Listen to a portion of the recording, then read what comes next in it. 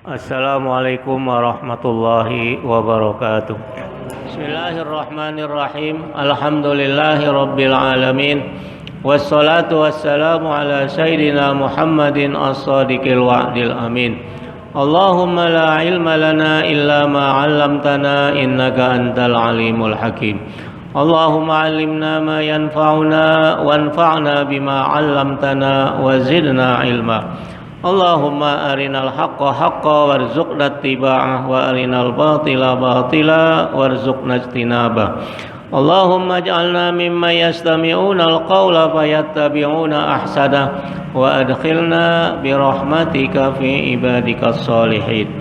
Allahumma akhrijna min zulumatil jahli wal wahmi ila anwaril ma'rifati wal ilmi wa min wuhulis syahawati ila jannatil qurubat. Amma ba'du.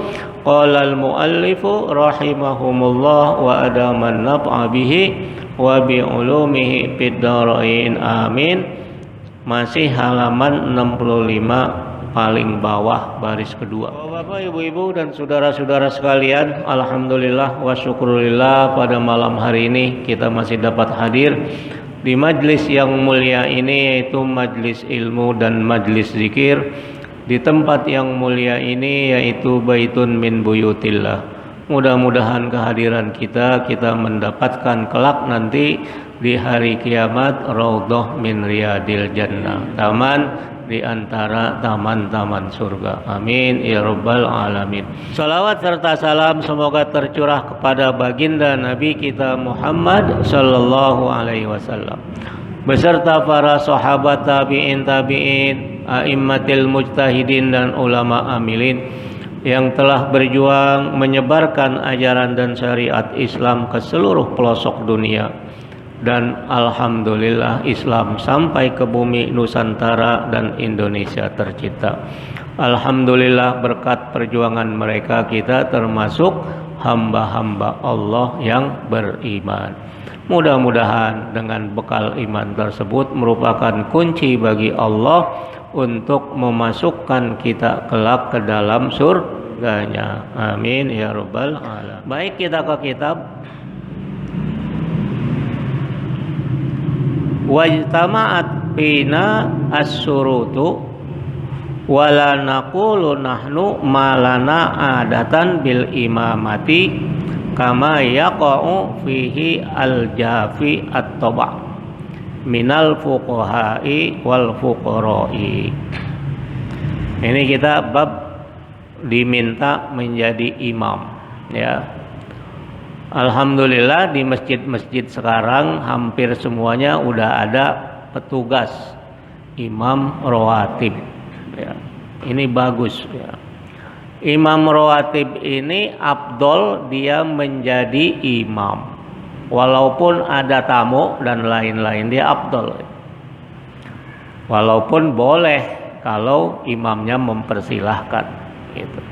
Biasanya ulama-ulama diundang sholat jenazah zuhur, biasanya begitu. Biasanya beliau bertanya mana imam rawatib, gitu. Beliau persilahkan dulu. Kalau imam rawatibnya mempersilahkan tamu tadi, ya boleh-boleh aja. Ini dari sisi afdoliyah, gitu. Jadi selama dia mencukupi dari berbagai sisi, yaitu ada syarat-syaratnya, ya. Yang pertama tadi dia alim, usianya dan lain-lain sebagainya. Nah, kemarin saya jelaskan bahwa termasuk juga bacaan qiraat, bacaan Al-Qur'annya, ya. Ini terutama yang kemarin saya ingatkan, yang bacaan Al-Fatihahnya belum baik, tolong diperbaiki. Belajar sama guru, baca aja, Pak, tolong simak. Simak itu bahasa Arab, dengarkan artinya. Sami'a yasma'u. Dengarkan bacaan Fatihah saya. Kalau kurang dan lain-lain tolong dibenarkan, dikoreksi. Itu paling afdol. Kenapa? Karena Al-Quran itu menjadi rukun dari sholat, rukun. Jadi kalau bacaannya nggak bagus, maka nauzubillah, jangan-jangan nanti sholat kita tidak diterima, karena nanti ada di sini nih bahasannya di belakang. Sedangkan rukun yang lain adalah hayat, gerakan kita mulai dari takbir, ya, berdiri bagi yang mampu. Kalau sholat sunat boleh duduk walaupun mampu, ya. Beda antara sholat fardu dengan sholat sunat.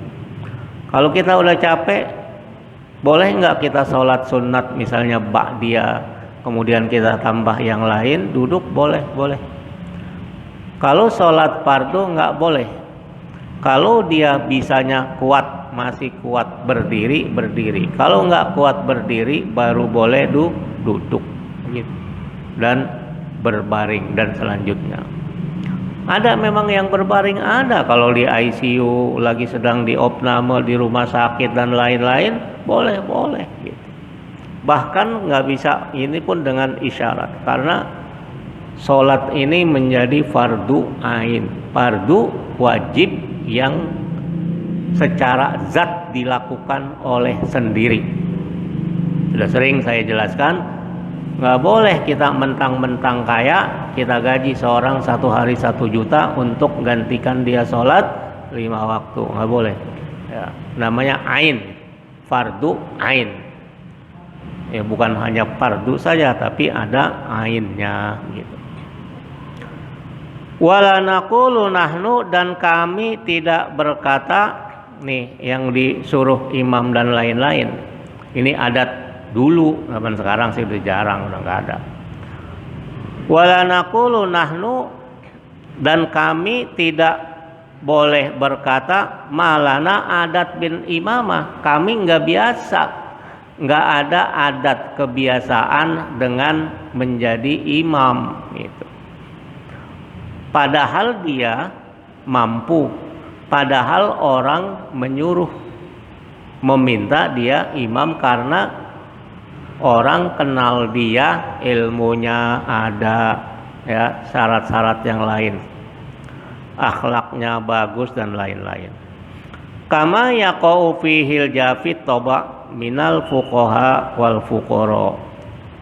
Jadi kalau disuruh orang jamaah semuanya tahu, dia nggak mau juga, atau ya ada imam rawatib dan lain-lain, atas dasar kebiasaan saja, ya, yang terjadi di masjid tersebut atau di musola dan lain-lain sebagainya, yang sebagaimana terjadi pada orang yang tabiatnya al-jafi. Jafi ini temperamental gitu ya, gitu. Jadi padahal dia bisa dan segala macam, tapi dia kadang-kadang emosi, marah, yang lain aja, jangan gua mulu. Nah, bisa gitu ya, itu jafi namanya. Minal fuqaha, dari ahli fikih, artinya dia alim, ya, dia berilmu lah, begitu ukuran kampung gitu. Wal fuqara, gitu juga orang-orang fakir gitu. Fakir boleh jadi dua, fakir ilmu, orang yang fakir miskin secara ilmu ataupun secara materi. Ya, biasanya kan orang-orang yang kurang ilmu atau orang-orang yang kurang pendidikan begitu dia. Gua mulu, yang lain dong. Nah gitu. Ini jangan sampai terjadi, karena ini diingatkan oleh muallif, ya, agar ya kalau sudah ada susunan dan lain-lain, gitu. Kayak saya lah, karena ada kajian di sini malam Sabtu, maka ya saya ditunjuk, ya udahlah saya bersedia begitu, walaupun ada imam rawatib begitu dan lain-lain. Wa mislul imamati aidon al khutbatu. Selain itu, selain imam juga masalah khutbah. Ini zaman dulu, ya, zaman dulu. Kalau zaman sekarang khotib sudah ada jadwalnya selama 1 tahun. Bahkan ada badal cadangan yang siap-siap kalau khotib tidak bisa berhalangan digantikan oleh beliau. Jadi seperti masalah imam juga masalah khutbah. Fanakhtubu wala namtani illa li uzrin syar'iyyin. Jadi mana fanakhtubu maka kita menjadi khotib gitu. Wala namtani dan janganlah kita enggak mau illa li uzrin syar'iyyin kecuali karena ada uzur syar'i gitu. Ya, bukan uzur yang dibuat gitu. Saya masih ingat tahun 2004 pertama kali saya pindah ke sini, saya habis operasi itu. Udah sampai di sini, ini saksinya saya punya paman nih, Haji Acing ya, Mbah Haji Acing. Nggak ada khotib. Saya naik itu juga sakit, orang baru operasi, baru pindah operasi dan lain-lain. Ada operasi dulu batuk. Karena tidak ada yang lain, saya nengok sini juga baru pertama kali sholat Jumat di sini, nggak ada khotibnya. Ya naik mau nggak mau gitu, ya. Karena andaikan tidak ada yang khutbah, lah masuk rukun sholat Jumat gimana ceritanya? Apa kata dunia kan gitu? Karena ya orang juga tahu kayak Sarbini ini kan kawan saya kuliah. Saya tinggal rumah saya aslinya di Pulau Gebang, beliau di Kemayoran. Sejak tahun 2004 jadi tetangga. Apakah dulu ada bayangan-bayangan akan jadi tetangga? Nggak ada sama sekali. Emang Allah udah takdirkan begitu. Ya, beliau tahu. Nah, gitu masalah khutbah, masalah jadi khotib, begitu juga masalah imam, ya sama. Kenapa nih harus kita siap yang merasa berilmu dan lain-lain? Tapi nanti di belakang ini ada catatan. Li'anna Allah Ta'ala, halaman berikutnya, karena sesungguhnya Allah Ta'ala aujaba alaina, mewajibkan kepada kita apa? Iqamata sya'iriddin, mendirikan, melaksanakan syiar-syiar agama itu. Jadi sholat jamaah syiar agama, apalagi sholat Jumat yang wajib dan segala macam, itu masuk bagian syiar agama. Bahkan tempat-tempat dan lain-lain. Innas sofa wal marwata min sya'airillah. Sesungguhnya sofa, bukit Sofa dan bukit Marwah min, bagian dari syiar-syiar Islam. Banyak syiar-syiar Islam semua, baik itu Ka'bah, masjid dan lain-lain itu. Kata Allah, wa may yu'azzim sya'airallahi fa innaha min taqwal qulub. Termasuk ini, mana dia nggak ada ini syiar. Jadi termasuk banner yang kita pengajian itu syiar. Pak Kodi lupa. Ya, ayo masukin, ambil. Ya, termasuk itu.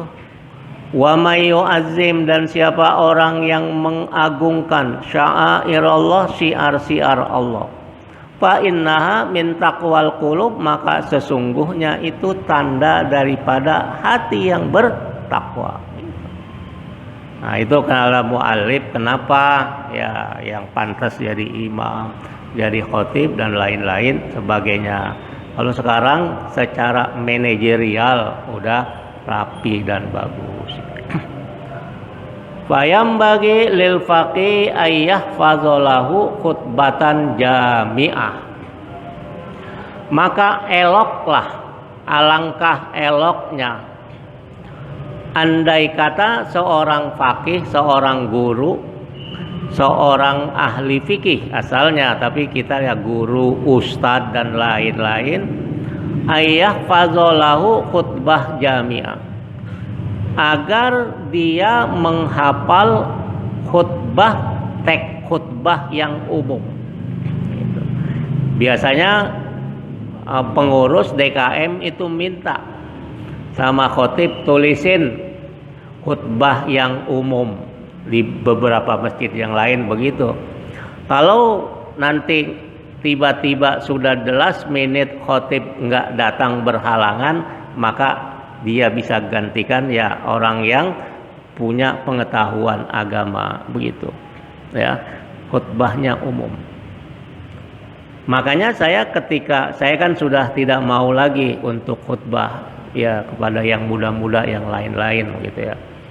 Kalau sewaktu-waktu ada juga, ya kita sudah hafal minimal pembukaan tuh kita hafal. Dan saya tidak pernah rubah pembukaan dengan pembukaan yang banyak. Innal hamdalillah nahmaduhu wa nasta'inuhu wa nastaghfir. Itu khutbah Nabi kita Muhammad sallallahu alaihi wasallam. Jadi setiap khutbah Nabi membuka dengan innal hamdalillah nahmaduhu wa nasta'inuhu wa nastaghfiruh dan seterusnya. Udah itu kita hafal. Nanti setelah itu yang pokok-pokok yang penting ayat Quran dan hadis, lainnya nasihat. Memang ada di beberapa masjid yang di kampung dan lain-lain. Di Bekasi ada. Itu di dekat Pekayon namanya. Di situ ada makam seorang wali. Namanya sama dengan saya punya kakek istri saya, Mbah Keneng. Namanya bukan Keneng di sana. Keneng itu adalah panggilan ningrat, Neng. Ya, walaupun laki dipanggil Neng. Namanya Raden Kiai Haji Umar. Boleh-boleh itu ke sana itu ziarah. Ramai, masjidnya juga bagus. Jadi dulu kecil-kecil itu saya lebaran ke sana, khutbah Jumatnya itu saja. Teksnya berbahasa Arab gitu. Termasuk di Kiai Armin Kanara di Banten dan lain-lain juga masih menggunakan itu. Karena apa? Selama memenuhi syarat dan rukun gitu. Sehingga cepat, nggak lama gitu. Jadi dia menghafal atau punya teks ya panitia atau DKM masjid dan lain-lain khutbatan jami'ah, khutbah Jumat yang umum, lil arkani wasyuruti wal adab, yang memenuhi rukun-rukunnya, syarat-syaratnya, wal adab maupun akhlak, wal wa'zi al hasan, dan mau'izah hasanah. Jadi mau'izah itu wa'zun namanya ya, sama artinya apa? Seruan, ajakan yang baik. Litakuna ma'ahu yaktubu biha iza uhtija ilaihi. Agar teks khutbah yang umum itu bisa dipakai untuk berkhutbah apabila khatib tidak datang, iza uhtija ilaihi apabila dibutuhkan. Berarti tadi khatibnya enggak datang. Itu uhtija ini namanya fi'il lil majhul. Kalau kayak kita namanya kata kerja pasif.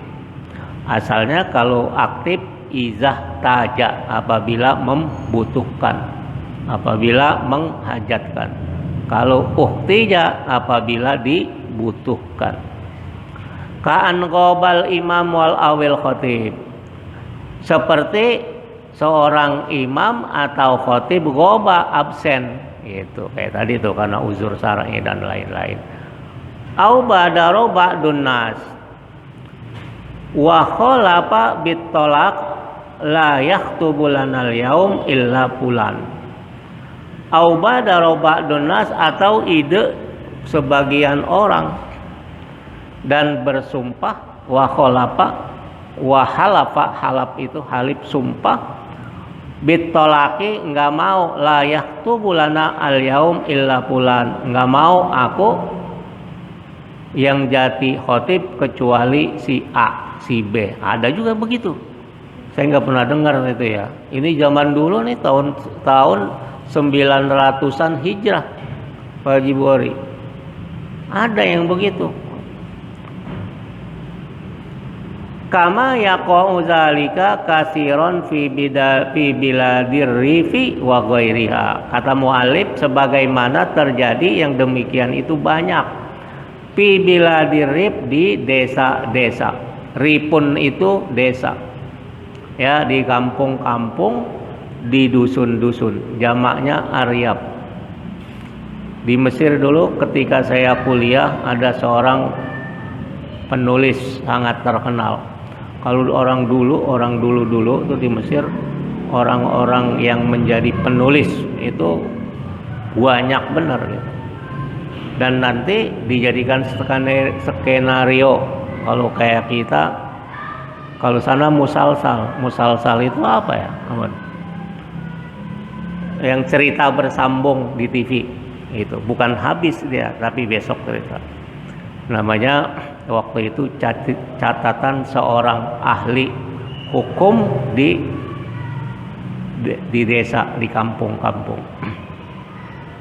Wa ghairiha, dan lain-lain. Udah, ini persoalan-persoalan yang jarang kita temui ya. Tapi karena apa? Karena kita secara manajemen sekarang udah baik. Wa'lam, dan ketahuilah, annahu laisa mimma zakarnahu man imtana'a anil imamati li suhudi dha'fihi an tahammuli sahwil ma'mumin wa naqsi salatihim. Ketahuilah, annahu laisa, bahwa sesungguhnya bukan, mimma zakarnahu, yang telah kita sebutkan tadi tuh ya. Kan jarang terjadi tuh, rada-rada aneh juga jika terjadi seperti itu gitu kan. Man imtana'a anil imamati, orang-orang yang enggan menjadi imam, li suhudi dha'fihi, karena track record. Suhud itu artinya saksi, kesaksian, artinya banyak orang tahu gitu ya. Track record, rekam jejaknya apa? Dha'fihi, lemah. Antahammuli sahwin, dari lupa. Tahammul itu membawa beban lupa. Jadi orangnya sering lupa ini gitu, dan segala macam. Al makmumin, makmum, wa naqsi salatihim, dan salatnya juga kurang sempurna, dan lain-lain sebagainya. Karena menjadi imam susah, nggak mudah menjadi imam itu. Kita harus menyeimbangkan jamaah, dan jamaah rata-rata heterogen, sama kayak yang hadir taklif. Heterogen itu artinya enggak satu level. Kalau sekolah kan satu level, dia dites masuk, soalnya kemampuan intelektualnya hampir sama. Kalau kayak kita ngaji dan segala macam, ada yang tua banget gitu kan, ada yang muda banget, ada yang sedang ya. Tentu saja daya tangkap, daya serap otak dan pengetahuan berbeda. Susah itu bagi guru. Kelas heterogen namanya. Kalau kelas homogen, satu kemampuan, gampang, mudah gitu. Ya makanya kayak ITB, dosennya rata-rata, katanya nih, kata dosen ITB, nggak bisa ngajar. Kenapa? Karena mahasiswanya pinter, nggak nerangin detail betul tuh, malami sekilas saja, kasih aja gambaran begini, jalan dia, selesai. Tapi coba yang kelas heterogen dan segala macam, kita udah nerangin bab busa, kita tanya nggak paham, kan begitu. Nah itu beda kelasnya ya ini.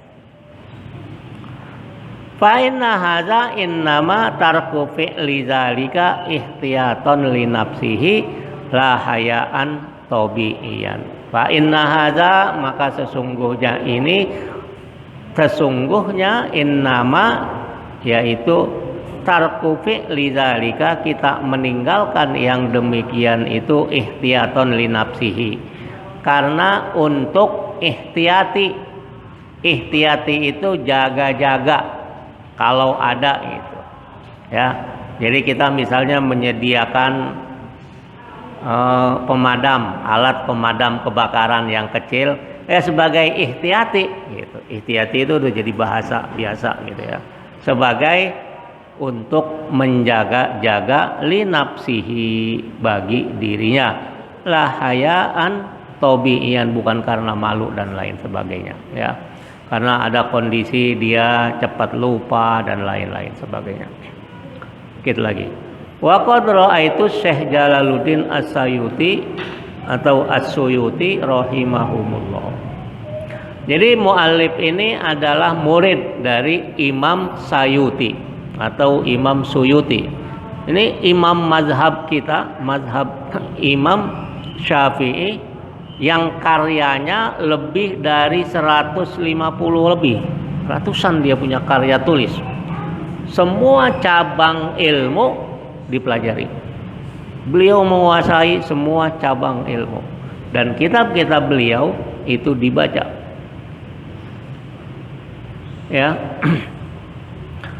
Beliau itu dalam bidang hadis yang sampai sekarang dibaca nih di Indonesia adalah kumpulan hadis, apa saya lupa namanya, itu yang alfabetik. Jadi ulama-ulama hadis pasca imam hadis, Imam Bukhari, Imam Muslim dan kawan-kawan, beliau, mereka para imam ini al-hafiz membuat metode-metode dalam memudahkan belajar hadis atau kumpulan-kumpulan hadis. Nah, salah satunya adalah Imam As-Sayuti berdasarkan alfabet. Jadi kalau kita mau cari hadis innamal a'malu binniyat, kita cari aja huruf alif gitu. Ada semuanya nanti, yang awalnya alif semua ya. Baru keterangan nanti riwayat hadisnya siapa, dari sahabat siapa, kedudukan hadisnya apakah sahih apa dhaif, dan ada di dalam kitab apa-apa saja, begitu. Ya, ini banyak sekali nih. Imam Suyuti termasuk beliau mengumpulkan dalil-dalil mengenai maulid Nabi kita Muhammad sallallahu alaihi wasallam. Lah Imam Suyuti ini beliau wafat tahun 900 kurang atau 900 lebih sedikit, udah mengumpulkan kitab mengenai dalil tentang maulid, bolehkan maulid. Baru ada generasi kemudian, ya, misalnya Salafi Wahabi, Syekh Muhammad bin Abdul Wahab aja. Beliau wafat berapa? Tahun 1793. 1800 lah. Karena tinggal 3 tahun. 1797, 3 tahun lagi. Atau 93, saya lupa. Jadi tahun-tahun 900 ke 1800, 900 tahun ulama-ulama sudah melaksanakan maulid Nabi kita Muhammad sallallahu alaihi wasallam. Dianggap bid'ah, ya. Dianggap bid'ah, ya alasannya macam-macam, Syiah lah yang segala macam. Dia nggak baca tuh kitab itu. Imam Suyuti mengumpulkan pendapat-pendapat ulama-ulama besar. Ya kalau tidak mau maulid ya nggak apa-apa, silahkan aja gitu ya. Tapi jangan membuat orang membid'ahkan, mengkafirkan dan lain-lain sebagainya. Nauzubillah, itu kalau salah dan pertanggungjawaban di akhiratnya berat. Apa kata mu'alif? Beliau melihat gurunya Imam Suyuti rahimahumullah yusolli zuhra. Beliau sholat zuhur. Fa'ahroma khalfahu rajulun. Maka tiba-tiba seseorang di belakangnya ahroma, takbiratul ihram, Allahu Akbar. Beliau kan nggak tahu nih, ya ada seseorang datang. Falamma sallama qala, ketika sudah selesai salam, Imam Sayuti berkata kepada orang itu, la ta'ud tusolli khalfi abadan, jangan kau ulang lagi sholat di belakang aku, kata Imam Suyuti ini. Ya, ini kisah ya, artinya terjadi. Fa inni ajizun an tahammuli naqsi sholati. Ini kata Imam Suyuti. Maka sesungguhnya aku ajiz, enggak mampu. An tahammuli naqsi sholati, menanggung beban kekurangan sholatku. Ini seorang imam hafiz yang di atas 300.000 hadis, yang karyanya ratusan. Kira-kira berapa hadis hafal? Kalau Quran mah di Arab kagak ada istilahnya alasan, semuanya hafal. Makanya yang disebut hafiz adalah yang hafal hadis. Tidak ada satupun di dalam tradisi peradaban Islam di pusatnya sana orang yang hafal Quran digelar hafiz, al-hafiz. Cuma sekarang aja nih di Indonesia ada. Pada itu menyalahi daripada tradisi peradaban Islam itu sendiri. Yang diakui adalah yang hafal hadis ribuan ke atas, ratusan ribu dan lain-lain gitu. Kalau hafal taken for granted, emang harus hafal gitu. Cuma kan sistem pendidikan kita ya rata-rata tidak mengkhususkan tahfizil Quran. Baru sekarang banyak ya ada. Tapi kalau di Mesir anak usia 7 tahun, 9 tahun sudah hafal rata-rata. Jangankan orang yang sekolah, sopir taksi hafal Quran. Biasa itu. Kenapa? Saya tahu naik taksi. Kalau di Mesir naik taksi itu kosong, boleh kita numpang, yang penting satu arah. Udah ada penumpangnya nih, masih ada kosong di belakang. Nah waktu itu ada anak kecil di depan, jadi dia berhenti dan saya naik taksi. Saya pikir penumpang, ternyata anaknya sedang murojaah hafalan sama bapaknya yang sopir taksi. Jadi kalau anaknya salah dibenerin sama si bapak, berarti kan hafal. Coba sopir taksi hafal hadis. Nah itu udah biasa di sana. Jadi negara Arab itu udah ya banyak sekali penghafal. Apalagi saya di Libya. Itu Libya 90% lebih penduduknya hafal Quran. 90% loh ya. Nah, kemudian di non Arab, nah Iran, Pakistan itu juga kuat hafalannya. Orang-orang Pakistan tuh hafalannya udah masya Allah, otaknya jenius betul. Ya. Nah ini seorang imam ini, Imam Suyuti. Fakaifa aqdiru ala tahammuli naqsi solati ghairi. Kata Imam Suyuti, aku nggak mampu menanggung beban ya kekurangan sholatku. Bagaimana aku mampu? Fakaifa aqdiru, bagaimana aku mampu ala tahammuli, menanggung beban naqsi sholati ghairi, kekurangan sholat orang lain. Aku sendiri aja agak mampu menanggung beban itu. Padahal seorang imam betapa rendah hatinya imam begitu. Ya, kalau kita kan udah merasa padahal sholatnya udah kayak ekspres, kita menganggap wah saya udah sholat, pede betul gitu, ya kan? Seolah-olah sholatnya udah benar. Coba kita belajar sama ahli tasawuf nih, gitu ya. Faqala lahur rujul, maka orang tadi yang sholat di belakang Imam Suyuti berkata, innama qasattu husula fadlil jama'ati lakum. Tapi kan Imam, aku ingin mendapatkan keutamaan sholat berjamaah bersama engkau gitu.